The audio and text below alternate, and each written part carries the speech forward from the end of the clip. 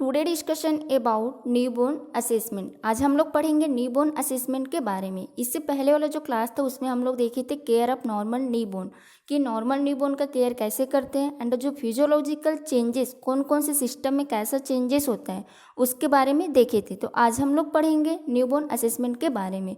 It is of 3 type, जो कि 3 types का होता है। इसमें देखेंगे सबसे पहले immediate newborn assessment, second is transitional assessment during period of reactivity and third is periodic assessment. तो सबसे पहले हम लोग देखेंगे इसमें इमीडिएट असेसमेंट ऑफ न्यूबॉर्न, जिसमें आता है अपना Apgar score, recording of birth weight and umbilical code.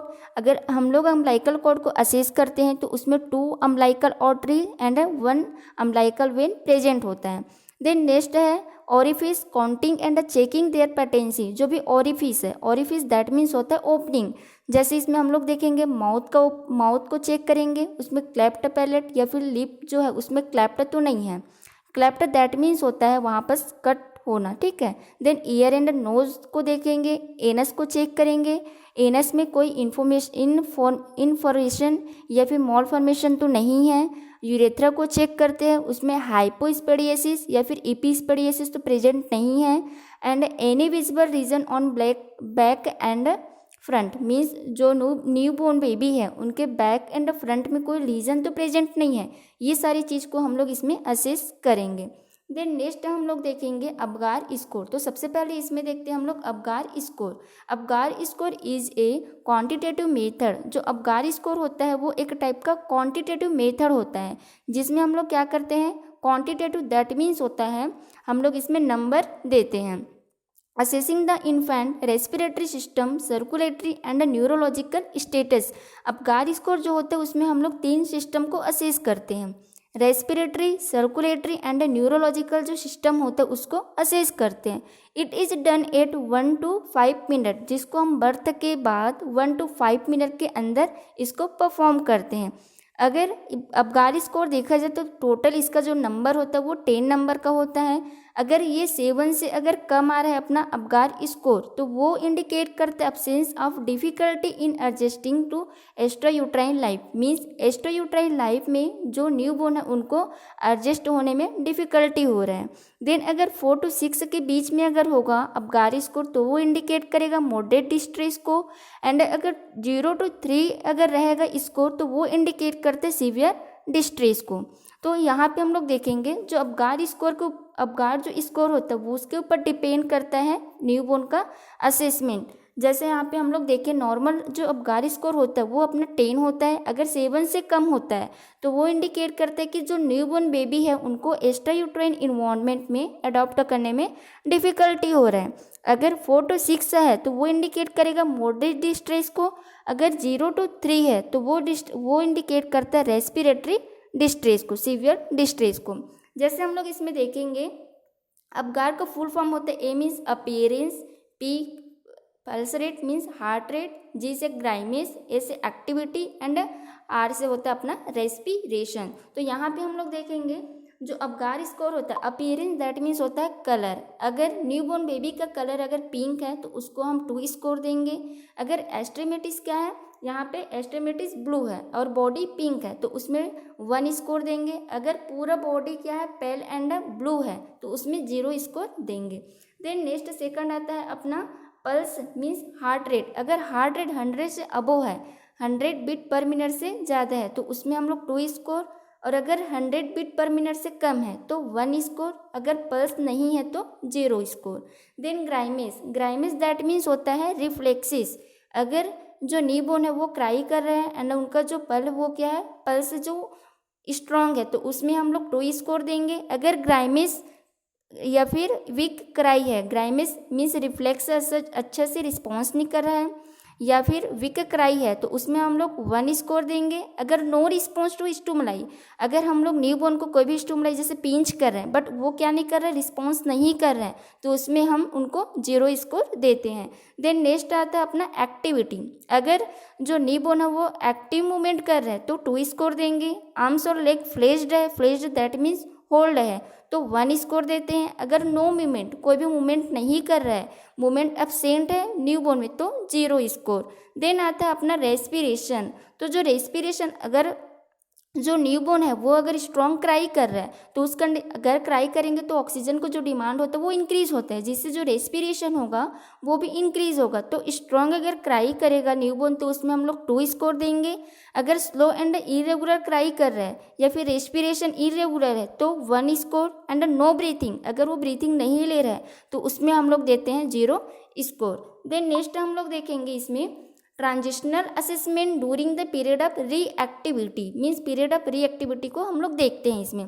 तो after birth the neonate try to adjust with the extra uterine environment. यहाँ पे क्या बोल रहे हैं, आफ्टर बर्थ मीन्स बर्थ के बाद जो नियोनेट होते हैं वो क्या करते हैं, एक्स्ट्रा यूट्राइन इन्वायरमेंट में एडजस्ट होने के लिए अपने आप को क्या करेगा, प्रिपेयर करेगा या फिर ट्राई करता है। Then this period of first 24 hours of life of the period of reactivity, इसमें क्या होता है, जो 24 आवर्स मीन्स जो 1 डे होता है वो क्या होता है, पीरियड ऑफ रीएक्टिविटी होता है, जिसमें 2 टाइप का होता है, जिसमें हम लोग असेस करेंगे हार्ट रेट को, respiration, motor activity, skin colour, bladder और बॉवेल एक्टिविटी को।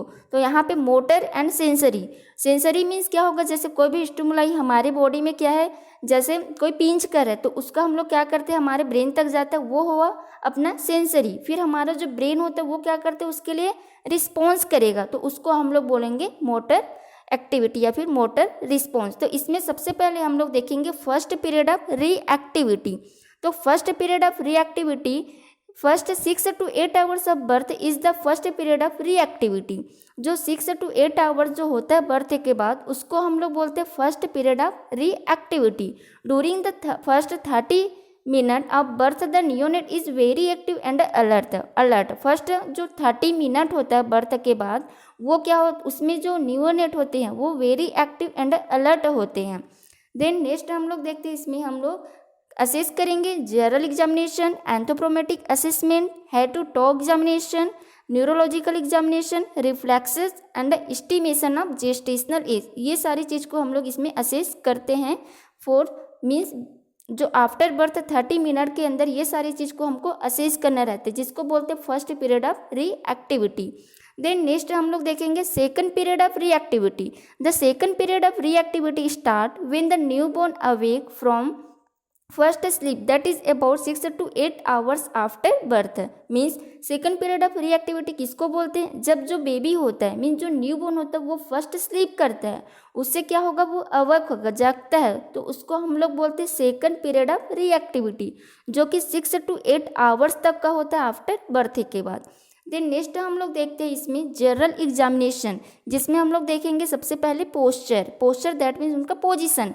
तो in full term baby that means होता है 37 to 42 वीक के बीच में अगर क्या हो रहा है, बेबी डिलीवर हो रहा है, तो उसको हम लोग बोलेंगे फुल टर्म बेबी, जिसमें जनरलाइजेशन फ्लेज्ड इन सीन, जिसमें जो नेक एंड जो एक्सट्रीमिटीज होता है बेबी का वो क्या रहता है, फ्लेज्ड रहता है। यहाँ पे देख सकते हैं उनका जो लेग है, नेक, वो क्या है, फ्लेज्ड होता है। Then next is preterm baby may lie in frog like position. Preterm that means होता है 37 वीक के पहले अगर बेबी का डिलीवर हो रहा है तो उसको हम लोग बोलते हैं प्री टर्म बेबी। अगर 42 वीक के बाद होगा तो उसको हम लोग बोलेंगे पोस्ट टर्म बेबी।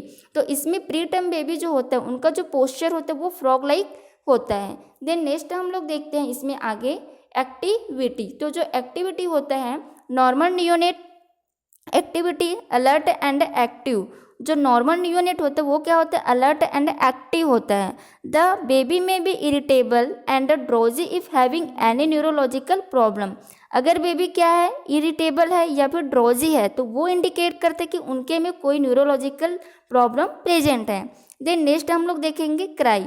नॉर्मल जो न्यूनेट जो बेबी होता है वो कब क्राई करेगा, जब उनको हंग्री या फिर वेट होगा तो उस कंडीशन में वो क्राई करेगा, वो नॉर्मल है।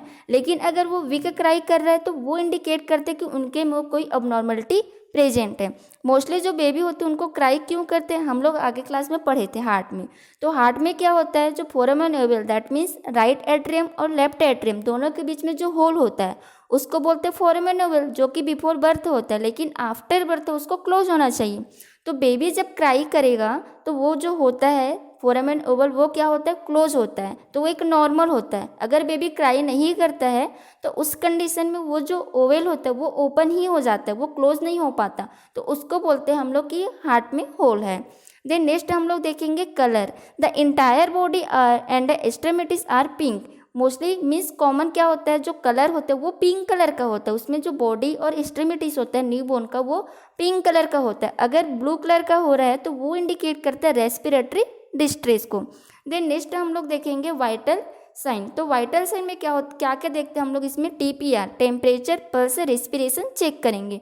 तो टेम्परेचर अगर देखेंगे तो नॉर्मल कितना होता है बेबी लोग का, 35.5 टू 37.5 डिग्री सेल्सियस। अगर वो 35 से अगर कम हुआ तो हाइपोथर्मिया में जाएगा, और वो अगर 37.5 से अगर इंक्रीज हुआ तो वो हाइपरथर्मिया लीड करेगा। देन अगर हम लोग हार्ट रेट या फिर पल्स रेट देखते हैं तो वो होता है 120 टू 140 बीट पर मिनट, और अगर रेस्पिरेटरी रेट देखेंगे तो वो होता है 40 to 60 beat per minute. Then next हम लोग देखेंगे एंथ्रोपोमेट्रिक असेसमेंट, जिसमें हम लोग सबसे पहले देखेंगे वेट। तो बेबी का जो वेट होता है वो नॉर्मल होता है 2.5 टू 3 kg का। अगर इससे कम होता है 2.5 से अगर कम होता है तो वो इंडिकेट करता है लो बर्थ वेट बेबी को। देन नियोनेट का जो वेट होता है वो 10% लॉस होगा फर्स्ट 10 डेज में, उसके बाद 25 टू 30 ग्राम पर डे वो वेट गेन करता है। देन नेक्स्ट हम लोग देखेंगे लेंथ, हेड टू टो तक क्या करते हैं हम लोग असेसमेंट करेंगे। तो average length of a neonate is 45 to 55 centimetre normal होता है। देन नेक्स्ट हम लोग देखेंगे हेड सर्कमफेरेंस। तो जो हेड सर्कमफेरेंस होता है वो होता है अपना नॉर्मल 33 टू 35 सेंटीमीटर नॉर्मल होता है। अगर वो 33 से अगर कम हुआ तो वो माइक्रोसेफेली लीड करता है, और वो अगर 35 सेंटीमीटर से इंक्रीज हुआ तो वो मैक्रोसेफेली या फिर हाइड्रोसिफेलस। हाइड्रोसिफेलस दैट मीन्स होता है जो सेरेब्रोस्पाइनल जो फ्लूइड होता है वो अपने जो ब्रेन होता है वहाँ पे एक्यूमुलेशन होता है, जिसको हम लोग बोलते हैं हाइड्रोसिफेलस। देन नेक्स्ट लास्ट आता है अपना chest circumference.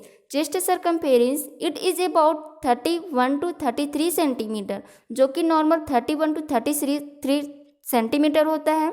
It is 2 to 3 centimetre less than head circumference, जो क्या होता है 2 टू 3 सेंटीमीटर लेस देन होता है, कम होता है अपना हेड सर्कमफेरेंस से, जिसको हम लोग बोलते हैं चेस्ट सर्कमफेरेंस। तो हम लोग क्या एंथ्रोपोमेट्रिक जो मेजरमेंट में होता है उसमें हम लोग पढ़ते हैं weight, length and head circumference और चेस्ट सर्कमफेरेंस। सो आज का हमारा क्लास यहीं पे ख़त्म होता है। आगे जो डिसीज पोर्शन है उसको हम लोग आगे नेक्स्ट क्लास में देखेंगे।